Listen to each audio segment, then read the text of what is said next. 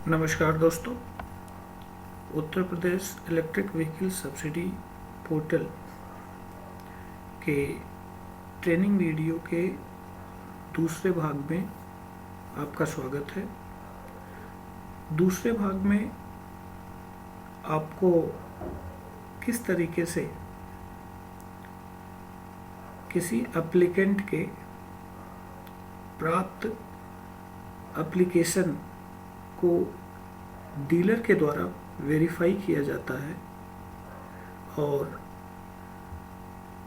नियमों के तहत किन किन बिंदुओं पर फाइल्स को चेक किया जाता है, इसके विषय में हम बात करेंगे। तो सर्वप्रथम हम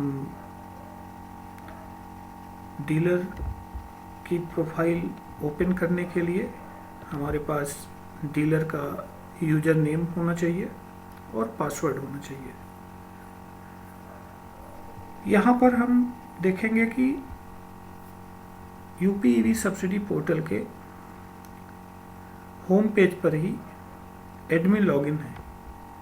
एडमिन लॉगिन में जाकर के हम सर्वप्रथम सिलेक्ट टाइप, चूँकि हम डीलर के रूप में लॉगिन करना चाहते हैं तो हम डीलर के रूप में सिलेक्ट करेंगे।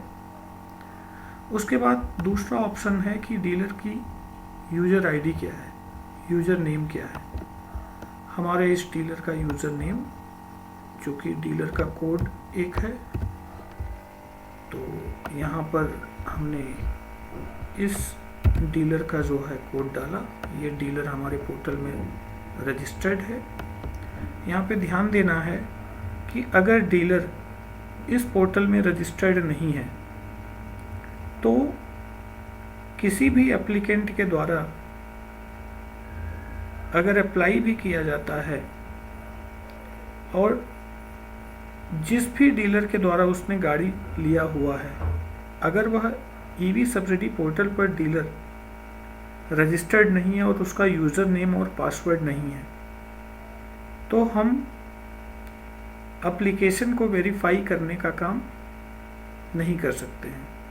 अतः सभी डीलर को अपना रजिस्ट्रेशन अपने संबंधित आरटीओ के यहाँ जाकर के यूपी ईवी सब्सिडी पोर्टल में कराना आवश्यक है।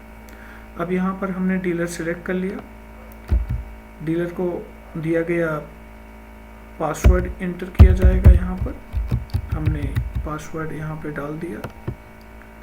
कैप्चा सिक्योरिटी रीजन से यहाँ पे जो दिख रहा है उसे हम डालेंगे और डीलर का जो भी रजिस्टर्ड मोबाइल नंबर होगा उस पे हम, अब ये जो कैप्चा हमने डाला वो गलत है, तो सिस्टम ने बता दिया कि आपने जो कैप्चा डाला है वो गलत डाला है। अब हम फिर से कैप्चा डालेंगे और ओटीपी सेंड करेंगे। डीलर के पास ओटीपी आ गई। ओटीपी डीलर के रजिस्टर्ड मोबाइल नंबर पर जाती है। जो ओटीपी भेजी गई है वो है 62 47 90। यहाँ पे जो कैप्चा दिख रहा है उसको हम यहाँ पर डालेंगे और साइन इन करेंगे। अब इस डीलर के पास जो भी एप्लीकेशन होंगी वो यहाँ पे दिखेंगी। ओला इलेक्ट्रिक टेक्नोलॉजी के द्वारा टोटल इनके पास एप्लीकेशन 6542 आई हुई हैं, जिसमें से कि 3019 को इन्होंने वेरीफाई कर दिया है और 1670 एप्लीकेशन अभी भी इनके पास पेंडिंग पड़ी हुई हैं। इसके अलावा इन्होंने 1853 एप्लीकेशन किसी न किसी कमी की वजह से इन्होंने जो संबंधित एप्लीकेंट है उसके पास वापस भेज दिया है। हो सकता है कोई कमी रही हो। तो यहाँ पर हम देखेंगे कि पेंडिंग एप्लीकेशन में जाकर के, क्योंकि हमें वेरिफिकेशन का कार्य करना है, तो पेंडिंग एप्लीकेशन में हम गए। पेंडिंग एप्लीकेशन में जाकर के देखते हैं तो आपने हमारे पहले वीडियो में देखा होगा कि हमने एक गाड़ी ओला फ्लीट टेक्नोलॉजी की UP 32 NF 3416 लिया था, तो इसी को हम यहाँ फिर लेते हैं, UP 32 NF 3416। अब यहाँ पर हम एक्शन में जाकर के व्यू करेंगे। व्यू में हमने देखा कि जो फोटो और फोटोग्राफ हम अपलोड हुए थे वो दिख रहे हैं रजिस्ट्रेशन के समय, जो सिग्नेचर हुआ था वो दिख रहा है।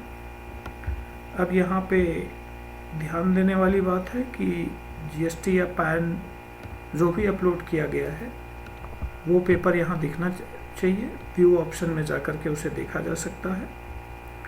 उसके बाद अगर ये सही पाया जाता है तो यस ऑप्शन पर हम क्लिक कर देंगे। अब हमें व्हीकल से संबंधित फॉर्म 20 जो कि डीलर के पास रहता है वो अपलोड करना है। अब हम जो है यहाँ पे फॉर्म 20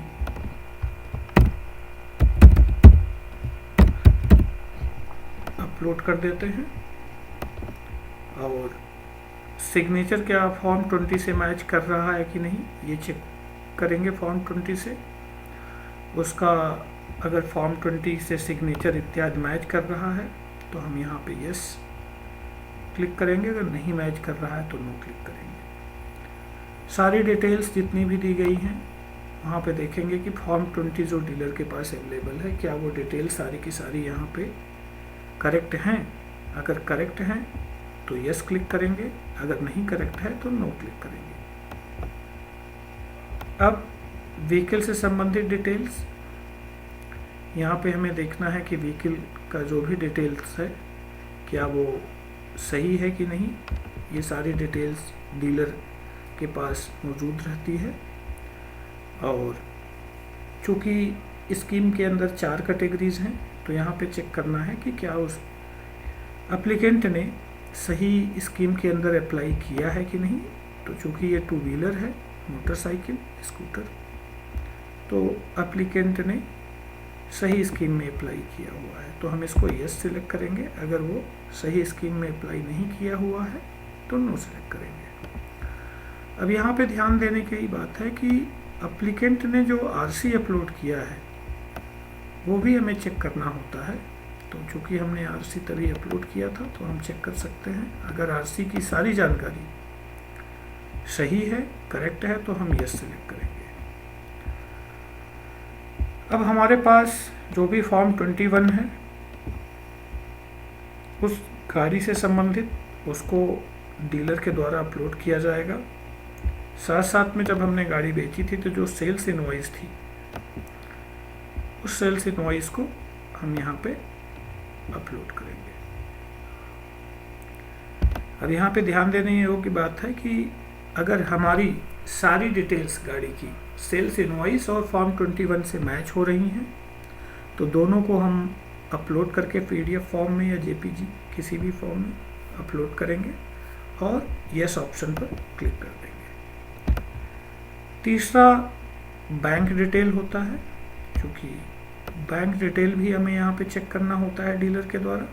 बैंक डिटेल में हम जा कर के उससे बैंक संबंधित पेपर्स देख सकते हैं कि बैंक खाता सही है कि नहीं, बैंक खाते में जो नाम दिया गया है वो संबंधित एप्लीकेंट के नाम से मैच हो रहा है कि नहीं, अकाउंट नंबर जो दिया गया है वो संबंधित एप्लीकेंट के अकाउंट नंबर से मैच हो रहा है कि नहीं।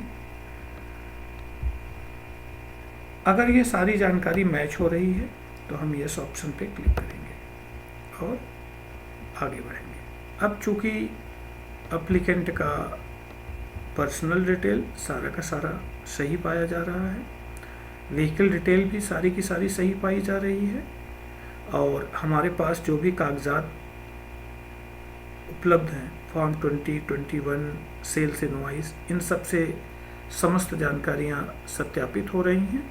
साथ साथ में बैंक पासबुक, चेकबुक से भी सारी जानकारियां सत्यापित हो रही हैं। तो ये समस्त जानकारियां अगर सत्यापित हो रही हैं तो हम इस एप्लीकेशन को आगे फॉरवर्ड करेंगे ओके करके। यहाँ पे हम अपनी एक्सेप्टेंस देंगे कि हमारे भौतिक रिकॉर्ड से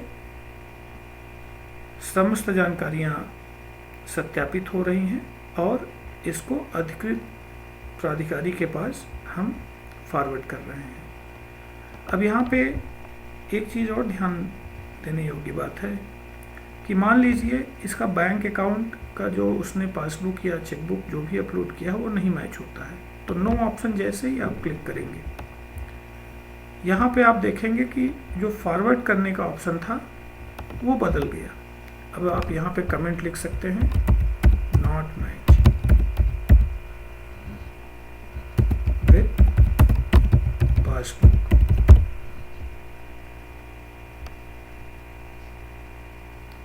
यहाँ पे फिर एक्सेप्ट करिए और रिटर्न कर दीजिए।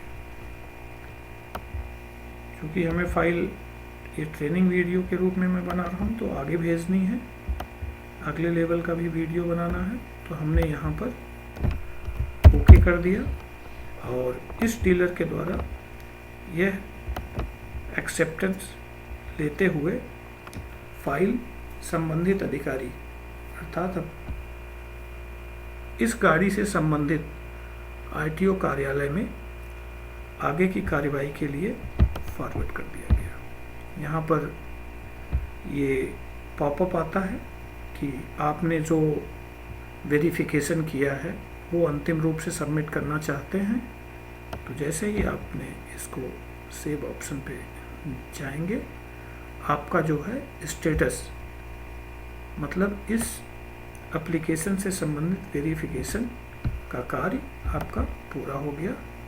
और आप चाहें तो भविष्य के लिए आप इस समस्त इस एप्लीकेशन को प्रिंट करके संबंधित गाड़ी जो आपने सेल किया हुआ है उसकी फाइल में भी लगा सकते हैं। तो इस तरीके से ये किसी भी एप्लीकेशन का वेरिफिकेशन का तरीका डीलर लेवल पे होता है। हमने जैसे बताया कि टोटल एप्लीकेशन इनके पास 6542 आई थी, इसमें 3020 इन्होंने अप्रूव किया है, 1670 तभी थी, चूँकि एक हमने अप्रूव कर दिया तो अब 1669 बची है। अब यहाँ पे देखिए एक आया है 1853 कि इन्होंने एप्लीकेंट को ही वापस भेज दिया है, तो किसी न किसी वजह से ये इन्होंने वापस भेजा होगा। हम किसी भी उसको देख सकते हैं, महानगर आरटीओ का एक केस देख लेते हैं। यहाँ पे हम देख रहे हैं कि ये किस वजह से वापस गई है। एप्लीकेशन जो है वो 20/7/2023 को जनरेट हुई थी, डीलर के द्वारा इसे वेरीफाई किया गया था। इसके बाद आरटीओ महोदय ने भी इसे वेरीफाई किया हुआ था। फिर ये एटीसी लेवल पे आई, हेड ऑफिस में एटीसी साहब ने इसको कहा कि नहीं, जो जीएसटी अपलोड की गई है वो करेक्ट नहीं है, तो इस वजह से ये एप्लीकेशन वापस एआरटीओ के पास फिर से भेज दी गई। एआरटीओ ने जो है फिर कहा कि नहीं, जो जीएसटी अपलोड हुई है वो सही है, लेकिन एटीसी के द्वारा 26/9 को यह पुनः बताया गया कि GST number not match with the uploaded GST number, तो फिर से उन्होंने नो करके भेजा। इस केस में महानगर आरटीओ ने भी अपना रिमार्क लगाया कि जीएसटी नंबर मैच नहीं कर रहा है और वो संबंधित डीलर ओला इलेक्ट्रिसिटी, इसका लॉगिन खुला है, इनको ये वापस आ गया। इन्होंने भी चूँकि अब मैच नहीं हो रहा है, इन्होंने भी अच्छे से जांचा परखा, तो इनको भी यह मिला कि जीएसटी नंबर जो अपलोड किया गया है वो मैच नहीं कर रहा है, तो इन्होंने वापस इसको जो है एप्लीकेंट के लेवल पे भेज दिया। तो हमें इस बात का हमेशा ध्यान रखना है कि जो भी सत्यापन हम कर रहे हैं वो सत्यापन हम बहुत ही सोच समझ करके करें और समस्त पेपर्स को ध्यान से वेरीफाई करते हुए करें, जिससे कि एप्लीकेंट का एप्लीकेशन एक ही बार में वेरीफाई होकर के अंतिम रूप से भुगतान तक की जाए। अगर किसी भी लेवल पर डीलर के द्वारा एप्लीकेंट के एप्लीकेशन को वेरीफाई करने में ध्यान नहीं दिया गया तो उसका एप्लीकेशन डीलर के पास पुनः वापस कर दिया जाता है, जिससे कि समय काफ़ी लगता है किसी भी एप्लीकेंट के सब्सिडी धनराशि के अंतिम निस्तारण करने में। अब आपके इस विंडो के विषय में हम बता दें, आप देखेंगे डैशबोर्ड से आपको अपना वन व्यू समरी मिल जाता है। ये सारी जानकारियाँ एप्लीकेशन से संबंधित है कि कितनी अप्रूव्ड आपने किया है, कितनी पेंडिंग है, कितना आपके द्वारा यूजर को भेज दिया गया है। इसके अलावा जो है एक सर्च का भी ऑप्शन है, इसके द्वारा जो है आप किसी भी एप्लीकेशन को सर्च भी कर सकते हैं। हम इस एप्लीकेशन को सर्च करके देखते हैं। ये हमने यहाँ से कॉपी किया और हमने ये एप्लीकेशन यहाँ पे सर्च किया। ये हमने देख लिया कि ये एप्लीकेंट की एप्लीकेशन हमारे पास है। यूजर मैनुअल, ये यहाँ से आप इसको डाउनलोड करके देख सकते हैं कि किस तरीके से किसी भी एप्लीकेशन का सत्यापन इत्यादि किया जाएगा। अब चूँकि आपके द्वारा ये गाड़ी का सत्यापन UP 32 NF 3416 अपने रिकॉर्ड से मैच करते हुए और अपने पास के संबंधित दस्तावेजों को अपलोड करते हुए ट्रांसपोर्ट नगर ITO को अग्रसारित किया जा चुका है। तो अब हम इस विंडो को क्लोज करते हैं और ट्रांसपोर्ट नगर ITO ऑफिस में इस एप्लीकेशन को आगे भेजने के लिए अगला वीडियो बनाएंगे। धन्यवाद।